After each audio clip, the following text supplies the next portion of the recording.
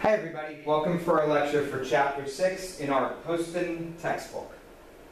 So, we're going to be looking at how we construct a performance-based budget. This is interesting because I would say this is probably the most important chapter in the textbook. There are different stakeholders that are involved in the decision-making process, which gives us a different spin. I really want you to look at the perspectives and the ways to involve all stakeholders in the process. Remember, if you ever have to do a budget situation like this, you're going to be putting yourself in a position where you're in the front, in the public eye of many people, and many people that are probably going to disagree with at least a few decisions that you make. So my goal from this chapter really is to prevent that from happening and really show you ways that all stakeholders can get involved in the budget process. So, when you're reading this chapter, you need to know this is written that you have to implement the budget in a year. I don't, because we're not in a state that's requiring this yet, and remember, this is more theoretical than anything else. I'm more concerned with your understanding of the different elements. So I changed the headings a little bit on this chapter, but I cover all the important content. So as you're going through this, if you are reading the book, just know that I really pulled from this, and I really tried to augment it a little bit. So, you need an expenditure and history. We've talked about this in class. This is my, once again, 1 year, 5 year, 10-year strategic plan, and also your strategic expenditures that the district has done. But that shows you where the strengths and weaknesses are in the budget.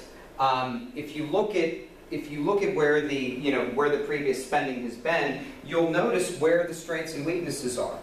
It should include the definition of what the activity is, where the money goes, who's responsible for it, what do they get? What if the person that's coaching has been coaching for 15 years and they get a temporary raise incentive all the time? And then any expenses characterized by object code. If you need to do line item budgeting, this will give you all the expenses that are associated with it. So then you say what a program area looks like.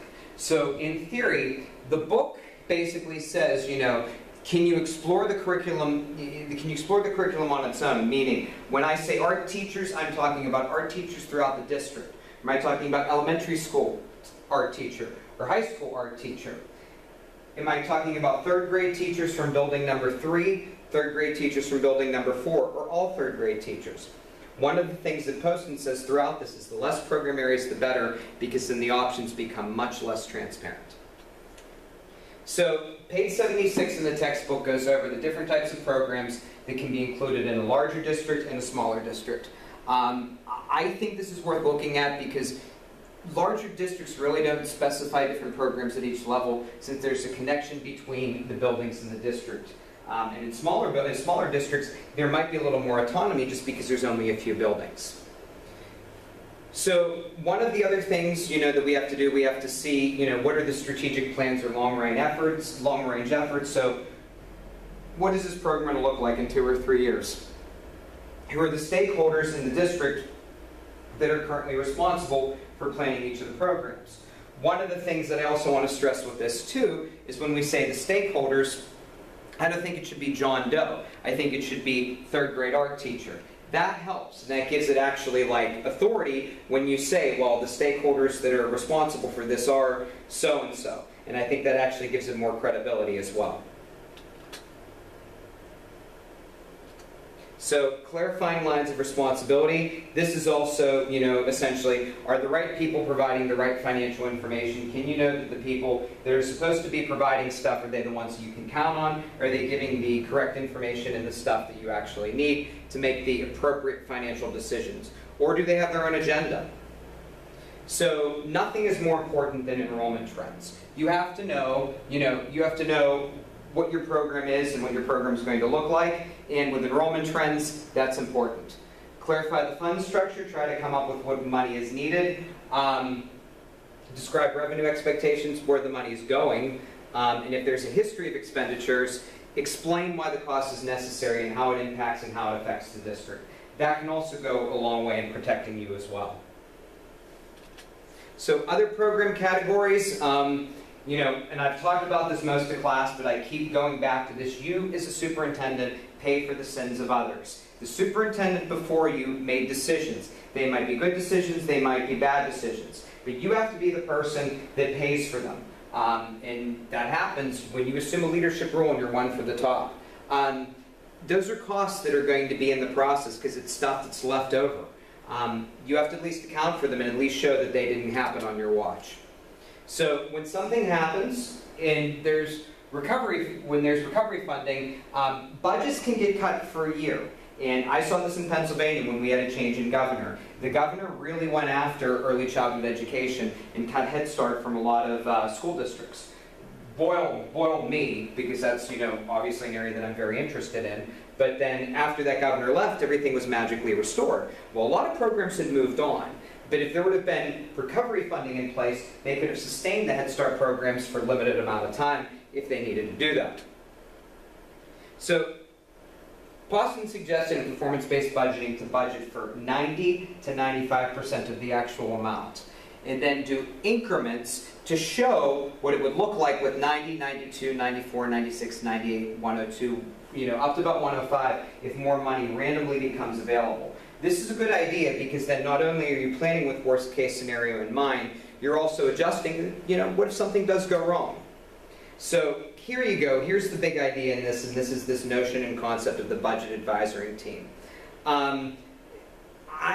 This might be different. Poston will tell you that the superintendent and the school board should not be on the budget advisory team. I know, you all know, in most districts this would not work. Try to look at Poston's perspective and see how the stakeholders are addressed in that case. So member number one are central administrators. The ones that should be on here are not the superintendent, but the chief academic officer, chief financial officer, and human resources director. It gives personnel, programming, and finance, and their input more or less exists to show you what you can do and what you can't do. And that's why you have them on the board. So number two, one of the things that they said is that, one thing that Poston said was, there's an issue if you have too many elementary school principals on the budget team because their agendas are going to be pushed more than others. So he suggested 2 elementary school principals, 1 middle school principal, and 1 high school principal. And if you can get 2 elementary schools that are diverse, that'll give a better perspective. I can see the perspective on that, but sometimes we're dealing in schools and school districts that are so community-based that you really do need to see what the other one looks like. So, teacher representation, 1 elementary, 1 middle, 1 high school, 1 special subject. Here's my question: how do you actually choose the teachers? Because you want to make sure you have the right people there, and you don't want to make sure you have somebody who's on there for the wrong reasons. So, teacher selection, while important, obviously, it's something you got to make sure is correct. So, support personnel, secretarial personnel, or you need them to explain what the budget support looks like. That if there's transportation, food service, custodial, if it's something that's kind of centralized at the district level, then you want their representation as well, because that also could help you. So parents, Poston doesn't say who, but he says that parents need an equal representation as the teaching staff. Yes, there are positives, yes, there are negatives with this. I don't know. Take that into consideration. However many teachers you have, you should have an equal number of parents. I would also hope it would be parents that represent the teacher populations that are served. It's a parent that only has an elementary kid, a middle school kid, or a high school kid. If you have a parent that has a lot of different oars in the fire, that might not necessarily be a good thing as well. So, representatives of the community with no children in schools. This will continue to increase in the United States, and it will. There's 61% of the population, but I think you need to put these people on advisory boards. The main reason being is they're going to continue to grow in the district, and you have to sell people on the good and what you're doing for the district.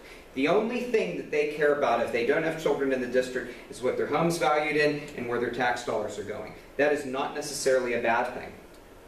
So students, I don't know. Poston says it's optional. I think students on the budget team can really be there to advance the agenda of the parent, because they're going to go home and they're going to talk to the parent, and then they're going to get the parent's opinions, and they might not be the student opinion. They might not be. They might be more the parent opinion, and then the student's going to be talking more about what the prom colors are going to be, and getting new equipment for the marching band or new equipment for the soccer team and stuff like that. So is that really going to matter? Is that really going to help? So when you structure the budget meetings, you have to do your scheduling, your timing, your presiding, presenting, and providing data. And we're going to cover that a lot more in the next few chapters in this course. So who should be the person over the meeting? It should be the Chief Academic Officer. So that title, I would argue that's more probably your Assistant Superintendent of Curriculum and Instruction.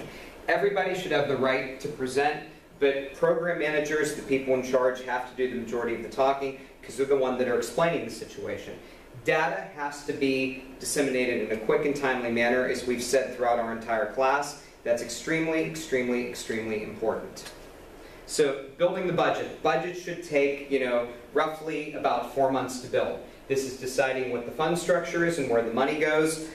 You'll find that the majority of funding goes to the general fund, which isn't a surprise to no one, and that's the fund after you get into teacher salaries. But the most money is going to obviously at the beginning, go to teacher salaries. That should be 80% of your budget. So this is it. I want you to use this as a framework if you consider any of these ideas relevant. I think they are relevant, and they can possibly help you as you're trying to learn more about building a budget. We're going to talk more about budget increment packages, which really also looks at the weighting system, and that's going to be a short lecture because we're in Oklahoma and all of you know about the weighting system. So, as always, let me know if you have any questions. Thank you.